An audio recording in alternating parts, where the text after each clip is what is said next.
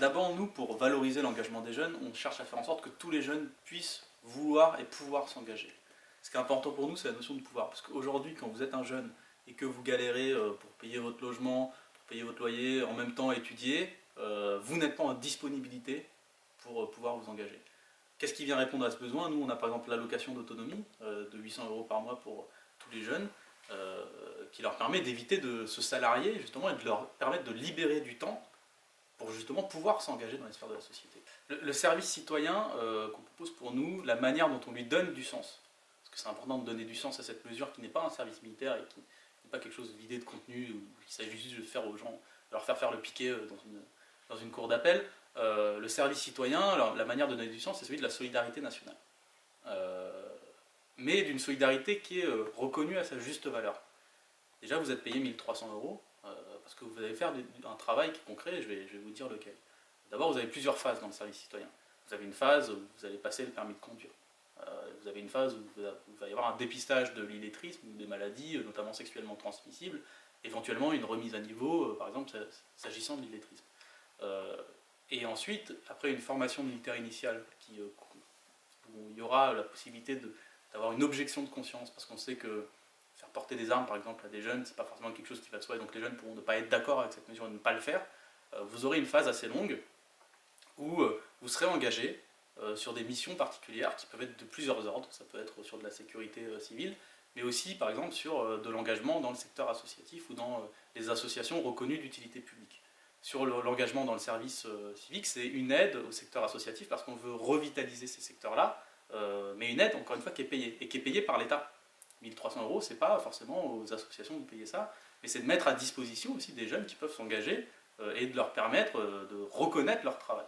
Et ensuite viendra la question de reconnaître ce qu'ils ont fait pendant cette période-là, à travers une reconnaissance des expériences qu'ils ont pu acquérir, et de pouvoir aussi de s'insérer, éventuellement professionnellement, s'ils ont trouvé leur voie, à partir de cette base-là. Eh bien, déjà, on peut les contraindre, parce qu'aujourd'hui, vous avez des situations où les entreprises ne veulent pas se mouiller, soi-disant pour des jeunes, parce qu'elles considèrent a priori que l'engagement c'est quelque chose de pas bien, alors que nous on dit qu'il y a des jeunes engagés dans ce pays qui ont des compétences phénoménales et que donc du coup ils ont un droit à avoir ces compétences-là valorisées, donc c'est une obligation.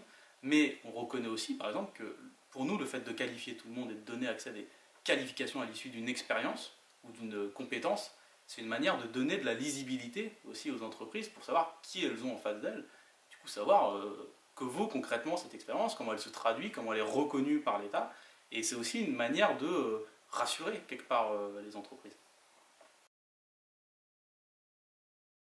La reconnaissance du statut de bénévole dans la Constitution, oui, parce qu'en général, quand on met quelque chose dans la Constitution, nous, c'est pour faire en sorte que les autres n'essayent pas de l'enlever. Et le statut de bénévole, pour nous, est important parce que la capacité des républicains, enfin la capacité des citoyens en République de pouvoir s'engager doit être un droit.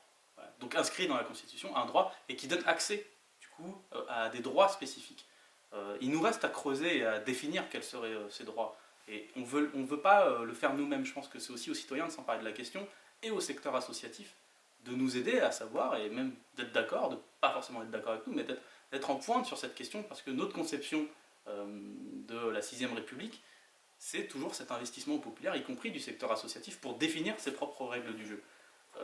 Et là-dedans se posera la question de la reconnaissance que l'on donne à l'engagement bénévole, par exemple, dans les entreprises, dans la fonction publique, voilà. Savoir comment est-ce qu'on va qualifier, nous on est pour qualifier tout le monde, pour savoir comment est-ce que cet engagement-là pourra être reconnu, à quoi il donnera accès, est-ce qu'il donnera accès à une revalorisation salariale ou à autre chose, voilà. On est pour parler de ces choses-là avec le secteur associatif notamment. Et ben, au-delà du fait d'accompagner le dispositif, parce qu'on a envie que les bénévoles soient présents dans l'élaboration de nos dispositifs, mais c'est aussi d'être à l'initiative. Je le disais tout à l'heure, la 6ème République qu'on promeut, c'est toujours celle de l'investissement populaire.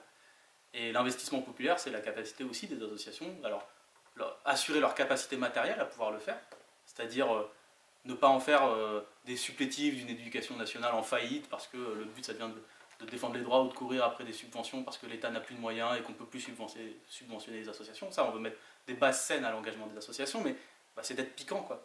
C'est d'aller chercher, d'être à l'initiative. Moi, j'ai reçu aujourd'hui dans notre rencontre des propositions, bah voilà, c'est pour étudier ces propositions-là, parce que on pense que fondamentalement, les personnes les mieux placées aussi pour faire des politiques, c'est pas uniquement des gens dans leur bureau, parfois isolés de la société. Le pouvoir politique en général vous isole. C'est un fait. On ne peut pas être autant en contact qu'on l'était avant une fois qu'on est au pouvoir. Donc la manière de résoudre ce problème, c'est toujours d'aller chercher des associations, des citoyens qui vont, en quelque sorte, voilà, pénétrer et rendre la couche faire en sorte que la couche entre la séparation entre ces deux sphères-là soit pas imperméable. Donc voilà, on sera sur ce mouvement de balancier à chaque fois où, à chaque fois qu'on fait quelque chose, on revient et un petit processus un peu comme ça, itératif, où on propose quelque chose et puis on voit si ça marche. Et puis si ça plaît aussi au secteur associatif, on continue. Puis si à un moment il y a quelque chose qui ne va pas, on revient en arrière. C'est toujours ce mouvement, parce que c'est toujours en mouvement, nous, qu'on considère que la République se fait en général. Bah déjà, merci de nous avoir permis de parler un peu de fond dans une campagne qui est un peu triste, il faut le dire, marquée par des affaires qui ne sont pas très politiques et qui du coup empêchent en fait aussi les secteurs associatifs de s'exprimer, parce que c'est ça le grand drame de cette campagne. Moi je retiens l'idée de CV citoyen.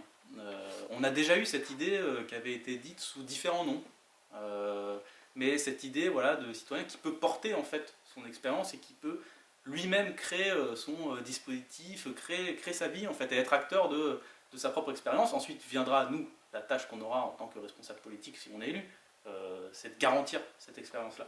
Mais cette capacité pour le citoyen de se créer son propre storytelling, quoi, de se créer son univers, et ensuite de demander le droit à ce qu'il soit reconnu, c'est ce qui nous intéresse.